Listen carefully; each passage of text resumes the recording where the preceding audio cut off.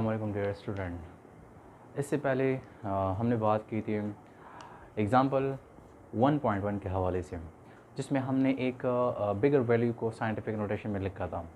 अब यहाँ पर आज हम सॉल्व करेंगे assignment 1.1 according to the chapter number 1। Chapter number 1 में हमारे पास असाइनमेंट 1.1 है। अब इसको ज़रा सॉल्व करते हैं कि असाइनमेंट 1.1 को हम कैसे सॉल्व करेंगे। तो यहाँ पर देखिए, जिस तरह मैंने आपको कहा है कि सबसे पहले आपने उस एग्ज़ाम्पल की असाइनमेंट की या जो न्यूमेरिकल्स हों उसकी स्टेटमेंट को आपने प्रॉपरली रीड आउट करना है कि इसमें है क्या। तो यहाँ पर मैं इसको ज़रा रीड आउट करता हूँ। तो ज़रा देखिए, हमारे पास है the mass of earth is 5980। अभी देखिए 5980, फिर उसके बाद जब मैं 00 मीन 21 ज़ीरोज़ लास्ट पे kilogram. So this is the mass of earth, जो कि बहुत ज़्यादा ह्यूज वैल्यू है। अब ये एक वैल्यू मुझे दी गई है जो कि मास ऑफ अर्थ के लिए है। अब यहाँ पर आगे ज़रा देखिए, उसमें कहते हैं कि right this number in scientific notation, मतलब इस बिग वैल्यू को जो कि मास ऑफ अर्थ है इसको मैं साइंटिफिक नोटेशन में लिखूँगा, मीन स्टैंडर्ड फॉर्म में ये लिखूँगा या पावर ऑफ 10 में मैं इसको लिखूँगा। तो यहाँ पर इसको ज़रा देखते हैं, उसी स्टेटमेंट से उसी डिस्क्रिप्शन से मैंने जो गिवन रिक्वायर्ड वगैरह सारी चीज़ें मैं उससे ही लिखूँगा। तो यहाँ पर देखिए गिवन में मैंने क्या लिखा है जो कि हमारे पास एक तरह से पहले से मालूम हो, और वो भी स्टेटमेंट से मैं लिखता हूँ। तो यहाँ पर मास ऑफ अर्थ, यहाँ पर मास ऑफ अर्थ हमने ME से रिप्रेजेंट किया है, चूँकि मास को हम रिप्रेजेंट करते हैं M से, सिंपल M से रिप्रेजेंट करते हैं। लेकिन यहाँ पर मैंने E इसलिए लिखा है क्योंकि ये अर्थ के लिए है, तो मैंने लिखा है मास ऑफ अर्थ, मीन ये कैपिटल जो कि एक तरह से बॉटम में लिखा है जो कि अर्थ को रिप्रेजेंट करता है। तो ये हमारे पास mass of earth. So mass of earth ये है comma ME mass of earth को रिप्रेजेंट करता है इक्वल्स टू, और वही वैल्यू जो कि स्टेटमेंट में मुझे दी गई है और मैंने उसको लिखा है 5980 स्पेयर 21 ज़ीरोज़ किलोग्राम्स। तो ये हमारे पास एक नॉन वैल्यू है, एक गिवन डेटा है, जिन मतलब मैंने आपको कहा भी हाँ कि जब हमारे पास जो क्वांटिटी गिवन हो, मीन जो मालूम डेटा हो, उसको मैं गिवन का नाम दूंगा। तो ये हमारे पास गिवन हो गया। उसके बाद लास्ट पे जो डिस्क्रिप्शन में मैंने स्टडी किया कि right this number in standard form, mean जो मास ऑफ अर्थ है जिसको in the form of zeros मुझे दिया गया है, इसको मैं अब लिखूंगा एक तरह से स्टैंडर्ड फॉर्म या साइंटिफिक नोटेशन। तो हमारे पास रिक्वायर्ड क्या है, रिक्वायर्ड हमारे पास है साइंटिफिक नोटेशन, मतलब मैं इस बिग वैल्यू को पावर ऑफ 10 में लिखूँ, मतलब पावर ऑफ 10 जो भी आ जाए मैं उसमें ये लिखूँगा। तो ये हमारे पास गिवन भी हो गया, हमारे पास रिक्वायर्ड भी हो गया। अब मैं सोल्यूशन स्टार्ट करता हूँ। तो सोल्यूशन में ज़रा देखिए, यहाँ पर हम सोल्यूशन स्टार्ट करते हैं। सोल्यूशन में हमने लिखा है कि मास ऑफ अर्थ, वही वैल्यू जो कि स्टेटमेंट में मुझे दी गई है, जो गिवन में मैंने लिखा है मास ऑफ अर्थ। तो मास ऑफ अर्थ हमारे पास बराबर है 598, फिर उसके बाद ज़ीरोज़ फिर 21 ज़ीरोज़ लगाने के बाद हमारे पास मास ऑफ अर्थ की वैल्यू बनती है जो कि बहुत ह्यूज वैल्यू है। अब इन बिग वैल्यू को जो कि ज़ीरोज़ की हालत में है, अब इस बिग वैल्यू को मैं पावर ऑफ 10 में लिखूंगा। तो जाहिर बात है जब हम एक बिग वैल्यू को पावर ऑफ 10 में लिखते हैं तो हम एक फार्मूले का इस्तेमाल करते हैं, राइटिंग एनी बिग वैल्यू और smaller values in the form of 10 in the power of 10। सो मैं इसके लिए यही फार्मूला इस्तेमाल करता हूँ। तो हमारे पास इस फार्मूले में ज़रा देखिए, मैंने लिखा है कि capital N this must be equals to the m multiply 10 power of small n।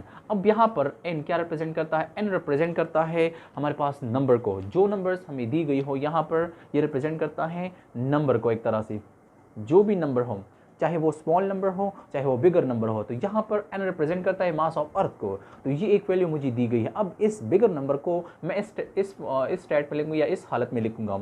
यहाँ पर m रिप्रेजेंट करता है किस चीज़ को, मेंटीसा को। तो ये अगेन हमारे पास है मेंटीसा, m रिप्रेजेंट करता है मेंटीसा, और ये स्मॉल n रिप्रेजेंट करता है एक्सपोनेंट को। तो ये हमारे पास है एक्सपोनेंट। अब उस बिग वैल्यू को मैं इस हालत में लिखूंगा।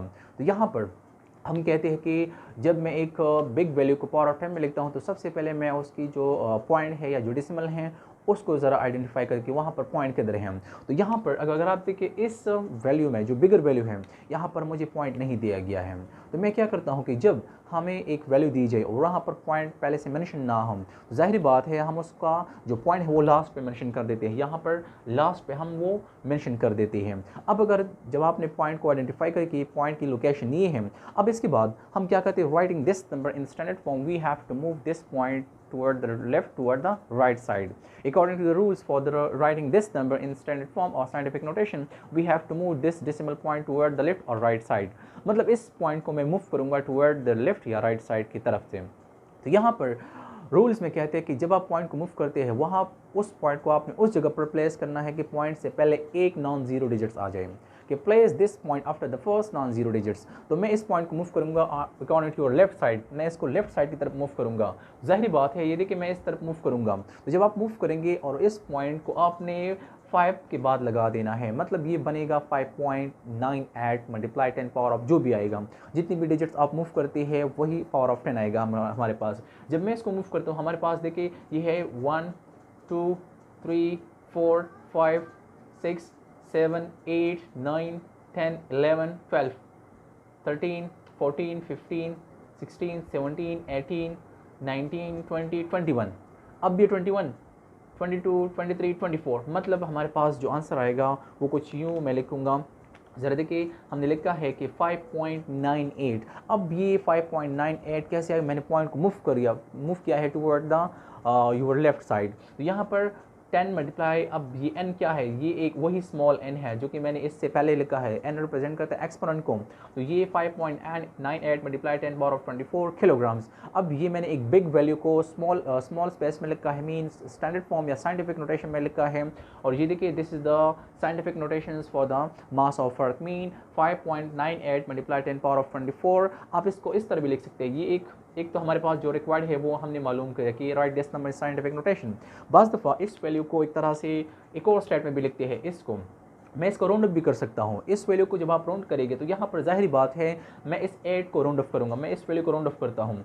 सो हमारे पास है 5.98 मल्टीप्लाई 10 पावर ऑफ 24 किलोग्राम। अब मैं इसको राउंड ऑफ करता हूँ up to one significant figures. तो जब मैं इसको राउंड ऑफ करता हूँ तो यहाँ देखिए मैं इसको ड्रॉप करूँगा, rounding main dropping of digits, मैं इसको ड्रॉप करूँगा चूँकि ये 8 है 5 से ज़्यादा है, तो जाहिर बात है इससे पहले जो रिटर्निंग डिजिट्स हैं वहाँ पर हम 1 प्लस करते हैं। तो यहाँ पर ज़रा देखिए 9 के साथ जब हम 1 प्लस करते हैं तो जाहिर बात है वो 10 बनेगा। तो यहाँ पर इस 9 की जगह मैं लगाता हूँ 0, चूँकि 10 है मैं 0 लगा लेता हूँ, 1 को मैं इधर कैरी कर लेता हूँ इस 5 के लिए। यहाँ पर देखिए मैं पॉइंट अपनी जगह, अब 5 + 1 से क्या आता है, 5 + 1 से हमारे पास आता है 6 मैं लिखता हूँ, मतलब 6.0 मल्टीप्लाई अपनी जगह, और ये 10 raise to the power of 24 kilogram. अब देखिए ये हमने एक तरह से मास ऑफ अर्थ को राउंड भी किया है, और मोस्ट प्लेसेस पर बहुत ज़्यादा जगहों पर हमारे पास मास ऑफ अर्थ की जो वैल्यू होती है वो कुछ यूँ लिखी होती है कि मास ऑफ अर्थ हमारे पास बराबर है इस तरह, this is the value for the mass of earth. ठीक है, ये हमारे पास मास ऑफ अर्थ है। अब चूँकि हमने रिजल्ट को कैलकुलेट कर दिया है, हम लास्ट वाला हेडिंग हम लिख सकते हैं कि result must be equals to the result, आप इसको मास ऑफ अर्थ, वही गिवन से मैं लिखूँ मास ऑफ अर्थ, हमारे पास क्या है मास ऑफ अर्थ, जिसको हम रिप्रेजेंट करते हैं ME से, और वही लिखूँगा यहाँ पर जो आंसर है 6.0 multiply 10 raise to the power of 24 kilogram. अगर आप ये आंसर लिखते हैं या अगर आप ऊपर वाली जो वैल्यू है आप वही लिखते हैं, क्योंकि यहाँ पर मुझे सिर्फ स्टैंडर्ड फॉर्म नोटेशन मांगा गया है, सो मैं वही लिख सकता हूँ। सो हमारे पास है 5.98 multiply 10 raise to the power of 24 kilogram. अब चूंकि यहाँ पर मैंने दो वैल्यूज़ लिखी है, दो वैल्यू एक वैल्यू लेकिन एक स्टैंडर्ड फॉर्म में है और दूसरा हमने राउंड ऑफ किया हुआ है, तो यहाँ पर अगर आप इस पॉइंट तक करते तब भी ये सही है, क्योंकि यहाँ पर जस्ट साइंटिफिक नोटेशन मांगी गई है। अगर आप ये आंसर लेके यहाँ पर तब भी सही है, अगर ये लेके तब भी सही है। तो हमने डिस्कस किया है एग्जाम्पल 1.1 फिर असाइनमेंट 1.1। अब उसके बाद हमारे पास है एग्जाम्पल 1.2। इन चैप्टर नंबर 1 हम मोस्टली मेजरमेंट के हवाले से बात करते हैं, मोस्टली हम साइंटिफिक नोटेशंस के हवाले से न्यूमेरिकल्स है, एग्जाम्पल्स है, असाइनमेंट्स है, वही न्यूमेरिकल्स हम मोस्टली सॉल्व करेंगे। इसके बाद हमारे पास कुछ ऐसे एग्जाम्पल्स या असाइनमेंट्स भी आएंगे जिसमें हम यूनिट कन्वर्जन्स करेंगे। लेकिन यहाँ पर मैं एक एग्जाम्पल सॉल्व करता हूँ जो कि हमारे पास है एग्जाम्पल 1.2। अब जिस तरह मैंने आपको कहा भी है कि आपने हर एक एग्जाम्पल को, हर एक असाइनमेंट्स को प्रॉपर मेथड के साथ सॉल्व करना है, लेकिन उसके लिए आपने क्या करना है, वही स्टेप्स फॉलो करने हैं कि read the statement and pick out the givens and required deadline and after this you can start your solutions.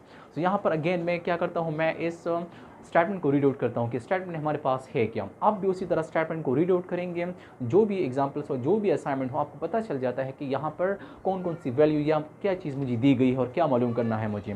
तो मैं इस स्टेटमेंट को रीड आउट करता हूँ। तो ज़रा देखिए हमारे पास है find the number of seconds in a year, number of seconds in a year, find the number of seconds in a year and right the answers in scientific notation. मतलब अब एक तो मुझे कहा गया है कि एक साल में या 1 ईयर में कितने सेकंड्स हैं, एक तो ये मालूम करूंगा मैं। दूसरी बात यहाँ पर की गई है कि right this answer in scientific notation और स्टैंडर्ड फॉर्म। तो मतलब यहाँ पर मुझे गिवन क्या है, मतलब 1 ईयर, ये हमारे पास एक तरह से गिवन है।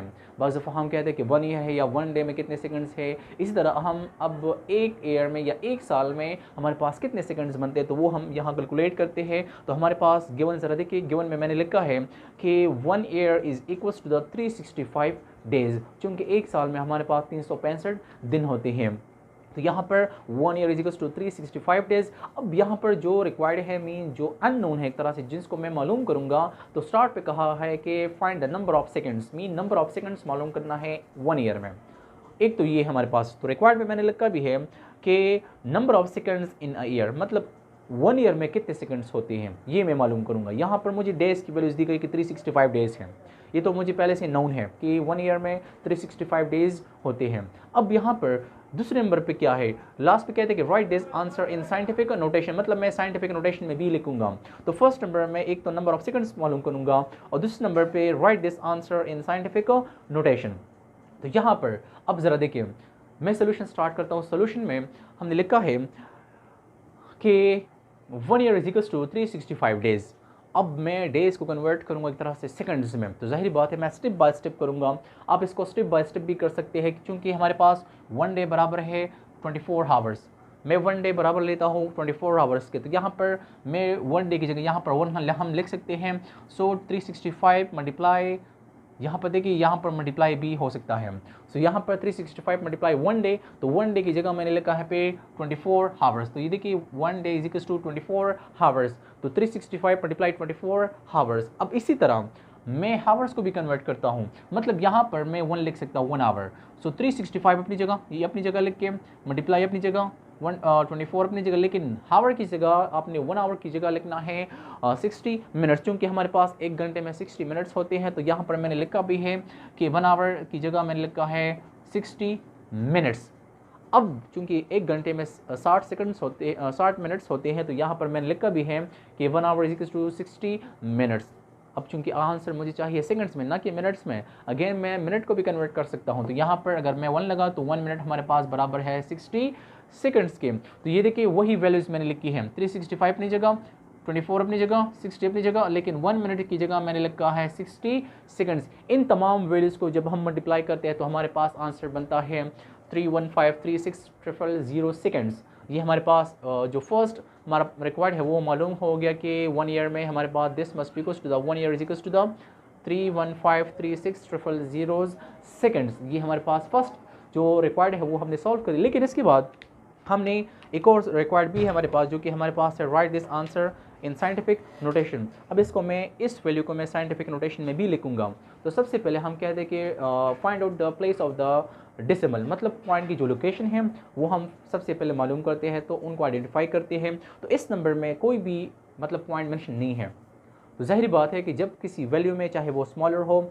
मोस्टली हम बिगर वैल्यूज़ की बात करते हैं यहाँ पर जिसमें पॉइंट मेंशन नहीं होता, तो जाहिर बात है उसमें फिर लास्ट में हमारे पास पॉइंट मेंशन होता है। हम लास्ट में पॉइंट मेंशन कर देते हैं कि ये पॉइंट की पोजीशन है।